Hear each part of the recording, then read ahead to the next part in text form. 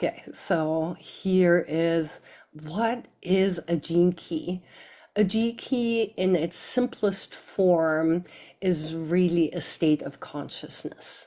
And there are 64 archetypes in the gene keys that can show up, and they can show up in three different states. The lowest state is called the shadow frequency, which we would associate with victim patterns. Then there's the gift frequency, which is all about the opportunity to bring our best selves, to bring our gift and be able to transform our shadow states to a higher frequency.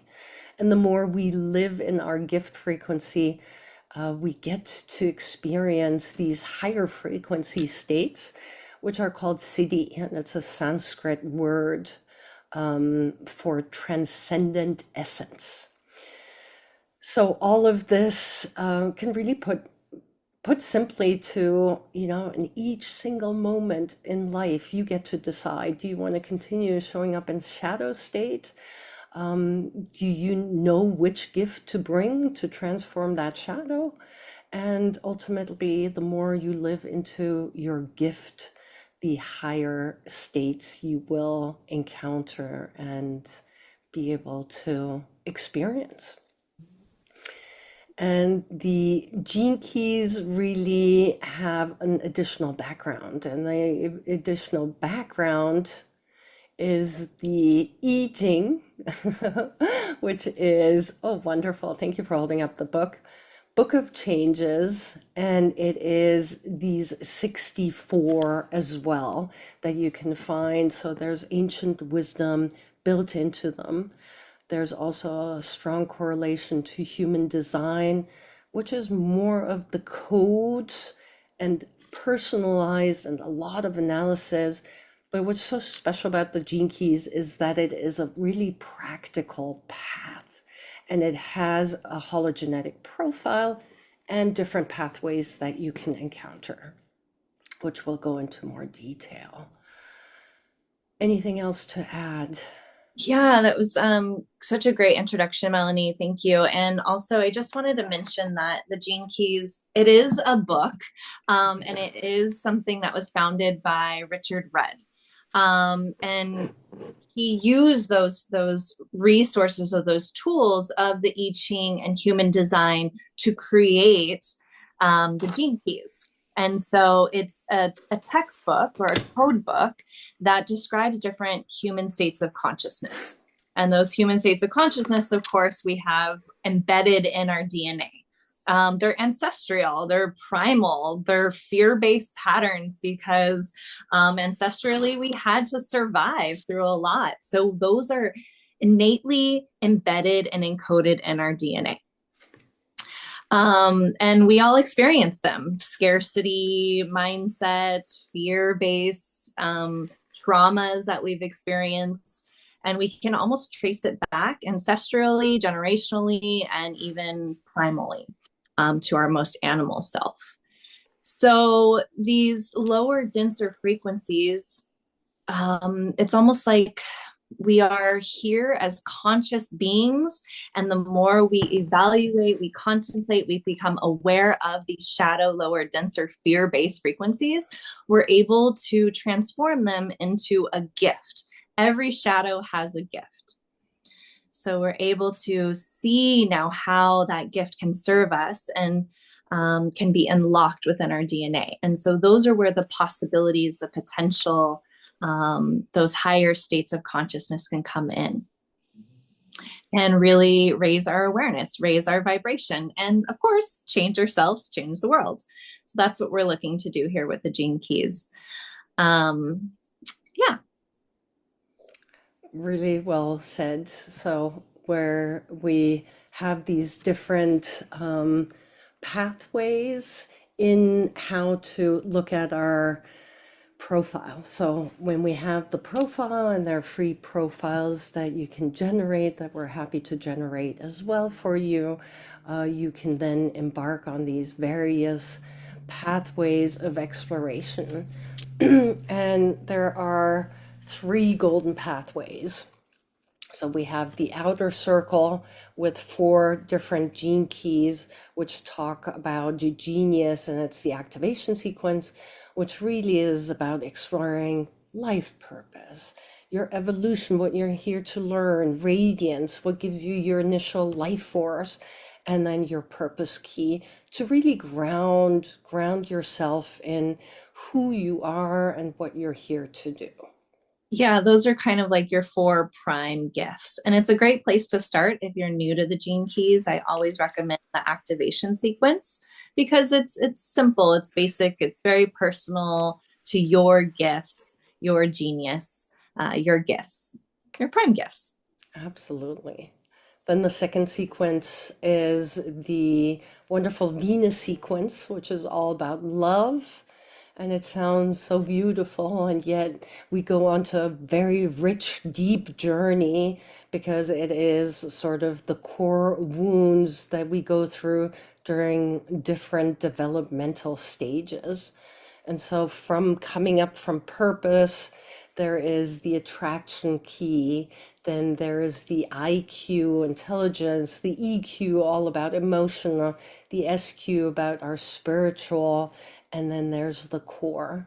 And all of these allow us to see how we have come to who we are through our development and through these patternings. And so we can unravel all those patternings by becoming more aware and getting a tool to decide how we want to show up instead.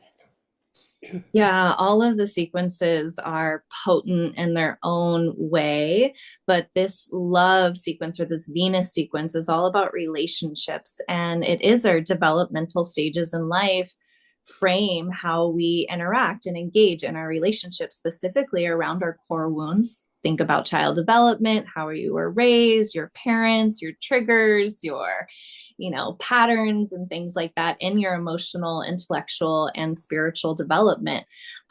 We have all of that. There's an attraction field also. So it's like how we repel and attract people in our lives.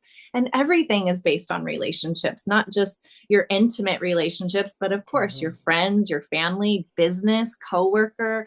It's all based, everything we do in relationship. So it's probably, I think, one of the most potent sequences as far as doing deep, deep transformational work on your core wounds, your childhood wounds, things like that.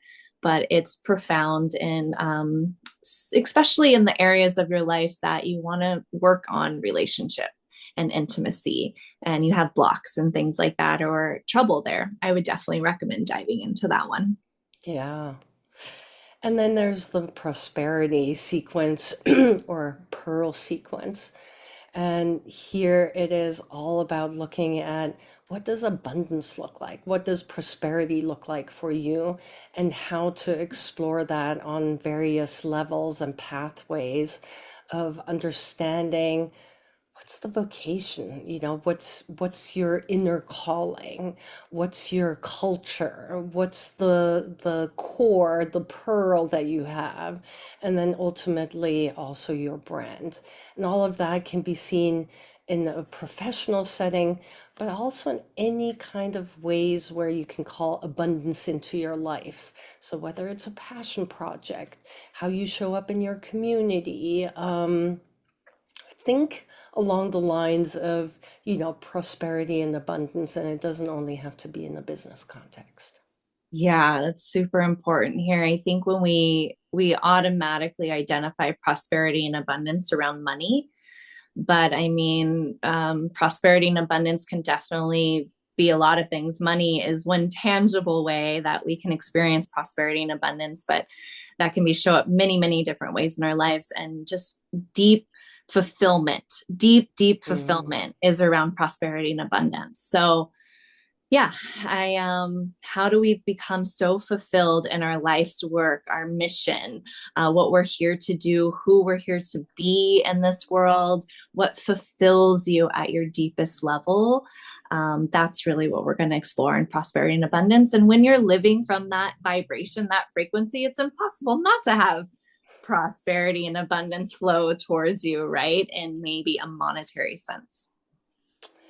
And what I love is also Richard Rudd speaks about this Dhamma, Irma, yeah. the hidden treasures, and really to be aware of raising consciousness. And we can only do that for ourselves, but by doing the work ourselves, we can impact others and really help for global consciousness to rise a little more and making an impact on that. And we've seen that in our groups of how people have done the work and really transformed. And so it becomes to be something really practical that isn't, it's simple and it might not be easy. So you've got to contemplate, you've got to do the work, but it's so worthwhile.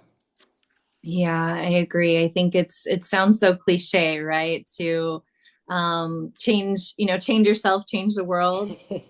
But it there's so much deep truth and wisdom to that. It's like we have to be who we want to be in the world for the world to change, right? So how do you see the world? How do you want it to be? Who are you operating as? Who are you being? What's the vibration you are holding? And that this is that opportunity to kind of do some deep inner personal contemplation and work around how you're showing up in the world. And by you doing that work and transforming yourself, it has a rippling effect out. And you'll start to notice it in your own sphere, your own environment, your own community. It starts with yourself and then it goes into your immediate family, your friends, your community, right? It trickles out into the world when you shift. So that's what we Beautiful. do. Yeah.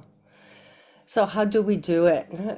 What's the practical piece? The practical piece is really you start off with your profile, and the profile has the hologenetic profile has to do where on this planet were you born and at what time, because there's a specific constellation in the sky, there's a specific imprint on you. And so with that data, you receive this whole genetic profile, which will give you all these different spheres for the different pathways. Again, the outer ones is really your path to genius, the red ones is your relationship, and the blue ones all around abundance and prosperity. Yeah, I just want to say that anyone can access this free profile online. You can go to janekeys.com, free profile, and type in your information and get your profile. It's kind of fun, it's kind of interesting, but it also has so much depth than just looking at the profile. And sometimes it can create a lot of confusion. So that's another reason why we're here, assisting, guiding in a group setting as to how to dive into the Gene Keys once you get that profile. And that's exactly the point. We've had some very experienced practitioners that have come from human design and have been deep into the gene keys, to people that just signed up and bought the resources. All are welcome, and it is really the depth that you take it, the depth of contemplation. And I believe it never gets old because there's always a new doorway to look through. And after a third reading or a seventh reading, it is incredible. All of a sudden, there's information where I'm like, he reprinted the book, which isn't possible, but I wasn't ready to pick up that information earlier. Yeah, absolutely. I feel like we receive what we're ready to receive, and it is a never-ending process of contemplation too. So you can read the book, you can listen to the audio, and you're going to pick up what is in your sphere of consciousness, and what you're working through will ring true in that moment. Okay, and the next thing we'll do is we'll be sharing the resources. So look for the next part.